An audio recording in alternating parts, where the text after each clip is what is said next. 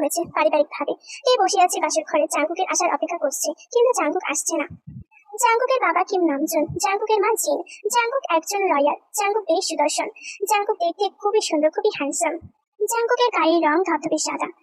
জাঙ্কুকের চোখ দুটো একদম নেশা ভরা, যে কেউ তাকালে তৎক্ষণাৎ নেশা লেগে যাবে, যাকে বলে কোনো মেয়ের জন্য একদম পারফেক্ট হাজবেন্ড। কিন্তু জাঙ্কুকের কোনো মেয়ের প্রতি কোনো ইন্টারেস্ট নেই, আর বিয়ের প্রতি তো দূরেই থাকলো। তার মা বাবার কারণে, তার মা বাবার জোরাজোরিতে জাঙ্কুক বিয়ে করার জন্য রাজি হয়েছে। এদিকে তে তো বিয়ে করার জন্য পুরোই পাগল হয়ে গেছিল, তাই তার মা বাবা তাড়াতাড়ি দেখাশোনা করে বিয়ে দিয়ে দিয়েছে জাঙ্কুকের সাথে। তের বয়স মাত্র 16, জাঙ্কুকের বয়স 28। তের বাবা যে হোক, তের মা ইয়ঞ্জুন। আমি আর পারতেছি না, ওই বেটা কখন আসবে রুমে। এদিকে তে তো জাঙ্কুকের জন্য অপেক্ষা করছে, এদিকে জাঙ্কুক তো কোনো মতেই রুমে যাওয়ার জন্য রাজি হচ্ছে না। আরে দেখ জাঙ্কুক, বিয়ে তো হয়েছে, এখন তো তোকে বাসর করতে হবে, তাই না? এভাবে যদি তুই বাইরে থাকিস সারা, তাহলে তো বাসর করতে পারবি না বন্ধু, বিড়াল মারতে পারবি না। হোয়াট আ ফাক সুগা, আমি তোদের কিভাবে বুঝে বলতো আমার মেয়েদের প্রতি কোনো ইন্টারেস্ট নেই। আরে জাঙ্কুক, এমন করছিস কেন? ইন্টারেস্ট নেই, ইন্টারেস্ট হয়ে যাবে। আর এমনি তো তোর বউটা অনেক সুন্দর। দেখ সুগা, আমাকে রাখাস না, ওকে? আমার মেজাজ এমনি গরম আছে। শালা বন্ধু জাঙ্কুক, তুমি বউয়ের মর্ম বুঝলা না। আমার আজ সুন্দরী একটা বউ নাই দেখা আমি বাসের ঘরে যাইতে পারলাম না। সুগা চুপ কর, কিন্তু আমি সত্যি আমার ভালো লাগছে না। তখনই পিছন থেকে জাঙ্কুকের বাবা বলে ওঠে, জঙ্কুক, তুমি এখনো রুমে যাওনি? এখন রুমের বাইরে কি করছো? বৌমা একা আছে, যাও রুমে যাও। দেখো বাবা, আমি তোমাদের পছন্দের মেয়েকে বিয়ে করছি বলে এই না যে আমাকে ওর সাথে এক রুমে থাকতে হবে। আমি ওকে বউ বলে মানি না। ওর বয়স দেখেছো, মাত্র 16 বছর বয়স, আমার সাথে চাই না। আমি ওকে বউ বলে মানি না বাবা। জঙ্কুক, তুমি এত বেয়াদব হয়ে গেছো, তুমি আমার মুখের উপর কথা বলছো।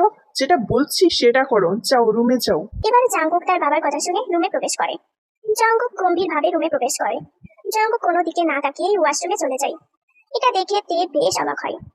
কি কি কি কি এই ব্যাটা আমার দিকে তাকালো না? এই ব্যাটা নিজেকে ভাবে কি? হ্যাঁ, আমার স্কুলের সব ছেলে আমার জন্য পাগল, আর এই ব্যাটা আমার দিকে তাকালো না। এই ব্যাটার তো আজকে খবর আছে। তে জাঙ্কুকে হাজারটা গালাগালি দিতে থাকে। এদিকে জাঙ্কুক ওয়াশরুম থেকে বের হয়, কিন্তু না, এখনো তের দিকে একবার জন্য তাকাচ্ছে না জাঙ্কুক।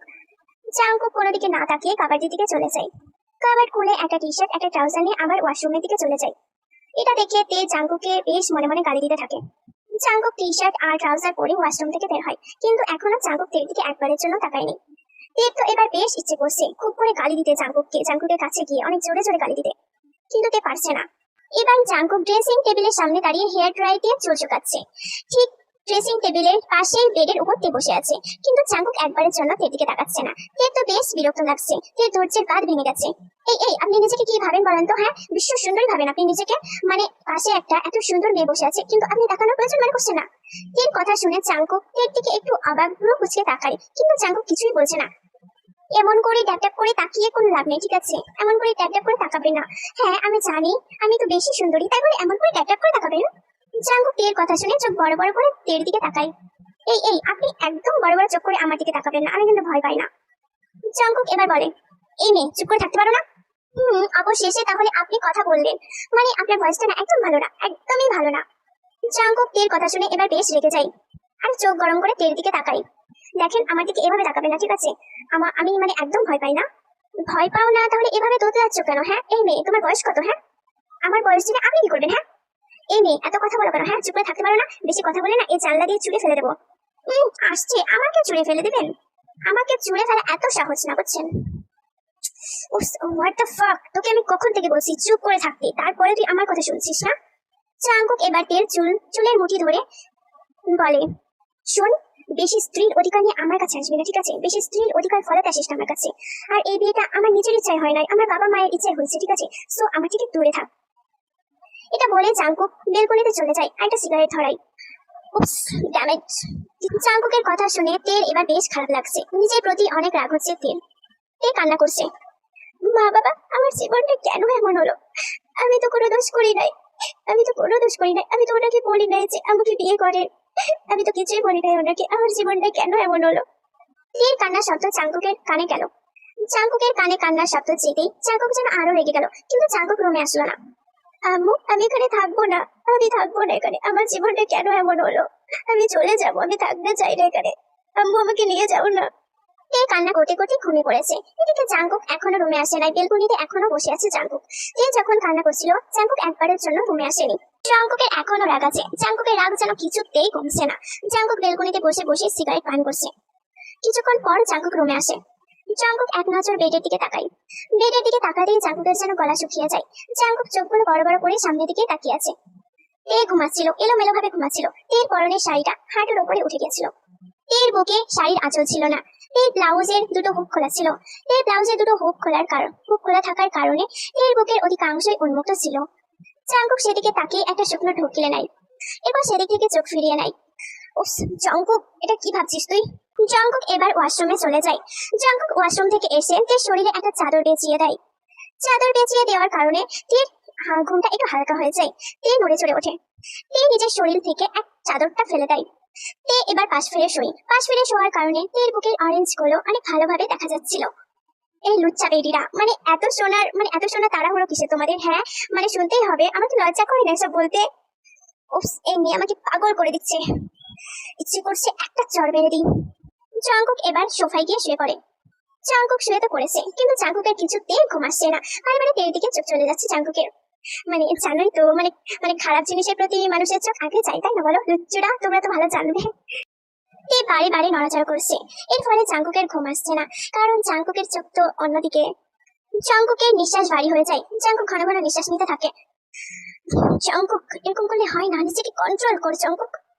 কিন্তু জাঙ্কুক নিজেকে কন্ট্রোল করতেই পারছে না, কারণ একটা মেয়ে, একটা ছেলে যখন একটা রুমে থাকে তখন নিজেকে কন্ট্রোল কিভাবে করবে বলো? তোমরাই বলো। আর সেটা যদি হয় বউ, তাহলে তো আর কোনো কথাই নেই। জাঙ্কুক এবার ভাবলো, জাঙ্কুক, ও তো তোর বউ। ওকে তুই যেভাবে খুশি সেভাবে দেখতে পারিস, যেভাবে খুশি সেভাবে কাজ করতে পারিস। ওর প্রতি তোর অধিকার আছে। আমি এগুলো কি ভাবছি? না, আমি আর পারছি না। জাঙ্কুক ঘুমানোর অনেক চেষ্টা করে, কিন্তু পারে না। জাঙ্কুক শেষ পর্যন্ত তের কাছে চলে যায়। জাঙ্কুক তের পাশে গিয়ে শুয়ে পড়ে। জাঙ্কুক তেকে টাচ করছে, অনেক সফট ভাবে টাচ করছে, কিন্তু জাঙ্কুকের এতে মন ভরছে না। জাঙ্কুক অনেক গভীর ভাবে চায় তেকে, কিন্তু জাঙ্কুক পরক্ষণে ভাবে, জাঙ্কুক, এটা তুই কি করছিস? জাঙ্কুক, নিজেকে কন্ট্রোল কর। না জাঙ্কুক, তুই নিজেকে কন্ট্রোল করিস না। ওটা তো তোর বউ, তাই না? ওকে তুই টাচ করতেই পারিস, ওকে তুই ভালোবাসতে পারিস। ওকে ভালোবাসার অধিকার শুধুমাত্র তোর জাঙ্কুক। একদম ঠিক। ওকে ভালোবাসার অধিকার শুধুমাত্র আমার। ও তো আমার বউ, ওকে আমি ভালোবাসতেই পারি। যেভাবে খুশি আমি ওকে ভালোবাসতে পারি। এটা বলেই জাঙ্কুক থেকে টাচ করা শুরু করে। অনেক হার্ড ভাবে টাচ করছে জাঙ্কুক থেকে। হ্যাঁ, শোনো, ভালো করে শোনো, ভালো করে কানটা পেতে শোনো, ঠিক আছে? তোমাদের কি লজ্জা করে না এসব কথা শুনতে? আর আমার কি লজ্জা করে না এসব কথা বলতে? লুচ্চা বেটিরা কোথাকার। হ্যাঁ, তোমরা তো আবার ওয়েট করতে পারছো না, তাই না? হ্যাঁ, বলছি, দাঁড়াও। জাঙ্কুক এবার তের ঠোঁটে স্লাইড করতে করতে বলে, উপস, তুমি এত সুন্দর কেন? হ্যাঁ, আমি তো ভেবেছিলাম আমি নিজেকে আটকিয়ে রাখবো তোমার কাছ থেকে, কিন্তু আমি তো পারলাম না সোনা। জান, I can't control my self. Jungkook এটা বলে তের উপরে উঠে যায় আর তের ঠোঁটে তার ঠোঁট বসিয়ে দেয়, আর পাগলের মতন কিস করছে তেকে।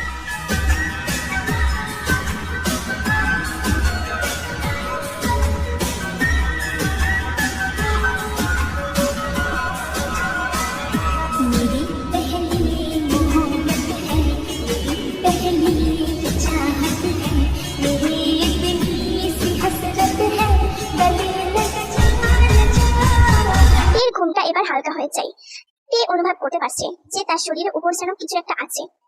তে এবার চোখ মেলে তাকায় আর জাঙ্কুককে দেখতে পায়। জাঙ্কুককে দেখতে পেয়ে তো তে বেশ অবাক হয়ে যায়। কি করছেন? একটাও কথা নয় সোনা, দেখতে পারছো না কি করছি? বউকে ভালোবাসা দিচ্ছি।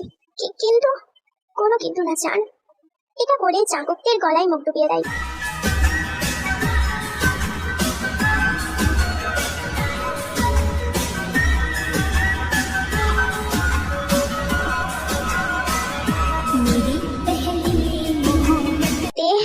আই এম রিয়েলি সরি সোনা, তখন আমি তোমাকে ওরকম করেছি।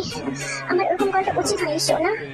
আমি আপনাকে মাফ করে দিয়েছি জাঙ্কুক, মাই গুড বেবি গার্ল। এটা বলে জাঙ্কুক তের বুকে নেমে আসে আর ব্লাউজটা এক টান দিয়ে ছিঁড়ে ফেলে। তারপর তের অরেঞ্জ দুটো পাগলের মতো খেতে থাকে। জাঙ্কুক, ইয়েস বেবি, তোমার এই চিৎকারে আমাকে বেশ মোটিভেট করছে জান।